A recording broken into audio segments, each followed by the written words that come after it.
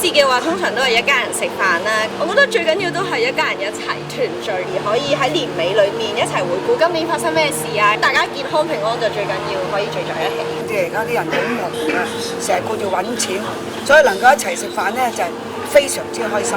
東大過年最緊要就係同屋企人食團圓飯，雖然北上消費成為熱潮，但係仍然有唔少家庭會選擇留喺屋企一齊過。女主人都準備大顯身手，為咗一餐豐盛嘅菜肴而忙碌。